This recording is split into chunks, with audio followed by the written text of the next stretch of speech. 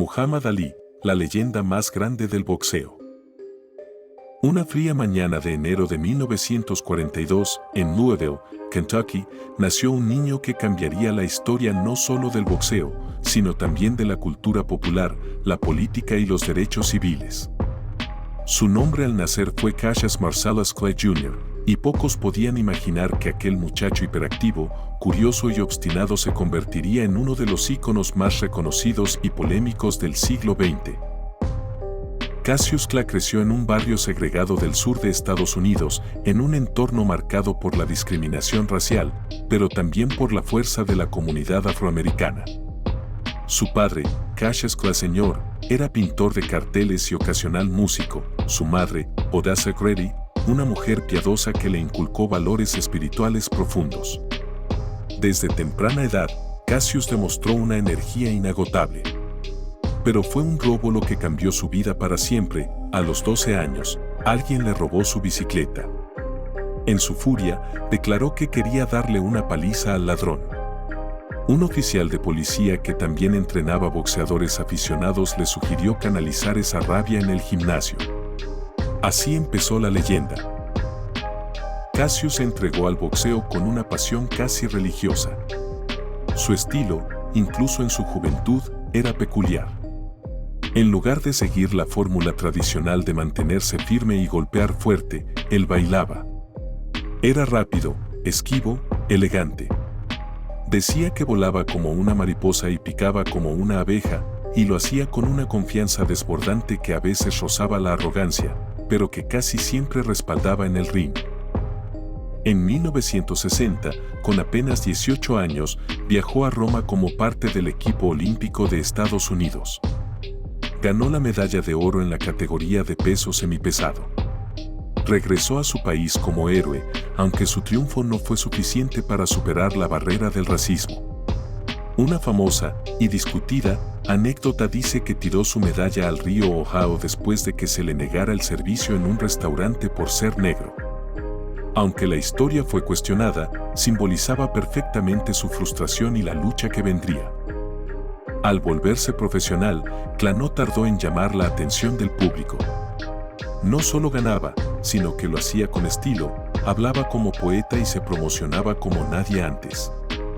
Insultaba, predecía los asaltos en los que vencería y hacía rimas burlonas sobre sus oponentes. Muchos lo consideraban un bufón, pero nadie podía ignorarlo. En 1964, desafió al entonces campeón Sonny Liston. Pocos le daban una oportunidad real. Pero en uno de los mayores impactos en la historia del boxeo, Cassius Clay dominó la pelea. Liston no salió para el séptimo asalto. El joven de Louisville se convirtió en el campeón mundial de los pesos pesados. Al día siguiente, hizo otro anuncio que sacudiría aún más a la sociedad. Se había unido a la nación del Islam y cambiaría su nombre. A partir de ese momento, sería conocido como Muhammad Ali. El nombre, dijo, fue dado por su líder espiritual Elijah Muhammad y significaba amado por Dios. Para muchos estadounidenses, especialmente blancos, esto fue una traición. Para otros, una muestra de valentía y autodeterminación en un momento en que los derechos civiles eran una cuestión candente. Y antes de seguir con esta apasionante historia, si te está gustando el contenido, no olvides dejar tu like, comentar lo que piensas y suscribirte al canal. En nuestro canal Personajes Fascinantes siempre tenemos una nueva historia que contar. Ahora sí, continuamos. Ali no solo peleaba en el ring. Peleaba con las palabras y con sus acciones. En 1967, en plena guerra de Vietnam, fue convocado por el ejército. Se negó a alistarse, alegando objeción de conciencia y su oposición moral al conflicto. No tengo ninguna pelea con los Vietcong, dijo. Ningún Vietcong me ha llamado negro. Por esa declaración, y por rehusarse a ser reclutado, fue arrestado, despojado de su título y suspendido del boxeo.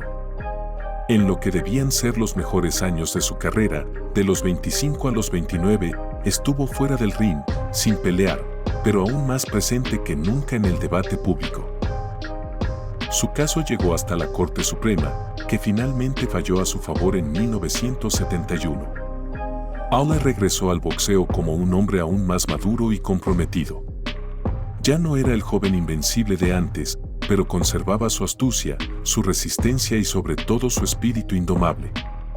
Ese mismo año, enfrentó a Joe Frazier en lo que se denominó la pelea del siglo. Ambos estaban invictos. Fue una batalla épica, y aunque Ali perdió por decisión unánime, ganó aún más respeto por su tenacidad. En 1974 llegó otro de los momentos cumbre de su vida, el famoso Rumble in the Jungle en Zaire, contra George Foreman, un rival más joven, más fuerte y temido. Ali, subestimado una vez más, ideó una estrategia brillante, el rope-a-dope. Se dejó castigar durante los primeros asaltos, conservando energía y permitiendo que Foreman se agotara. En el octavo asalto, Ali contraatacó con una rapidez sorpresiva y derribó a Foreman. Recuperó el título mundial y se convirtió en una leyenda viviente. No pasó mucho tiempo hasta que volvió a pelear con Frazier y finalmente lo venció en la llamada Thrilla en Manila en 1975, bajo un calor sofocante y condiciones extremas. Ambos luchadores llevaron sus cuerpos al límite. Cerca de la muerte, diría Ali después. Fue una de las rivalidades más intensas en la historia del deporte, pero también una que terminó en respeto mutuo. Ali siguió peleando hasta 1981, cuando finalmente colgó los guantes. Su cuerpo ya no respondía igual. Había perdido velocidad, reflejos, pero no la voluntad. En 1984, le fue diagnosticado Parkinson, una enfermedad degenerativa probablemente relacionada con los años de castigo en el ring. Muchos pensaron que la enfermedad lo silenciaría, pero ocurrió lo contrario. Con voz temblorosa y movimientos lentos, Ali se convirtió en un símbolo aún más poderoso. Participó en causas humanitarias, visitó hospitales, ayudó a liberar rehenes y fue embajador de paz en diversas partes del mundo. Uno de los momentos más conmovedores llegó en los Juegos Olímpicos de Atlanta 1996, cuando fue elegido para encender la antorcha olímpica. Su cuerpo temblaba visiblemente, pero su espíritu seguía intacto. El estadio estalló en una ovación que pareció durar una eternidad. Fue una imagen que emocionó a millones, el guerrero herido, el campeón inmortal, aceptando con dignidad la fragilidad del cuerpo sin perder la grandeza del alma. A lo largo de su vida, Ali fue más que un boxeador. Fue un poeta, un provocador, un mártir, un líder, un padre, un esposo, un amigo. Fue amado y odiado, incomprendido y venerado, pero nunca ignorado. Desafió las expectativas, rompió barreras y, sobre todo, se mantuvo fiel a sus principios, incluso cuando el precio era altísimo. Cuando falleció en 2016, el mundo entero se detuvo a recordarlo. Líderes mundiales, atletas, artistas, gente común y corriente rindieron homenaje al hombre que había trascendido el deporte para convertirse en una figura universal. En su funeral en Louisville, las calles se llenaron de miles de personas que aplaudían mientras su ataúd pasaba. Era el último round de una vida peleada con convicción, con belleza y con coraje. Muhammad Ali no fue perfecto. Tuvo errores, momentos de excesiva arrogancia, decisiones polémicas. Pero si algo lo distinguió fue su capacidad de evolucionar, de reconocer, de inspirar. Fue un hombre de su tiempo que supo estar por encima de su tiempo.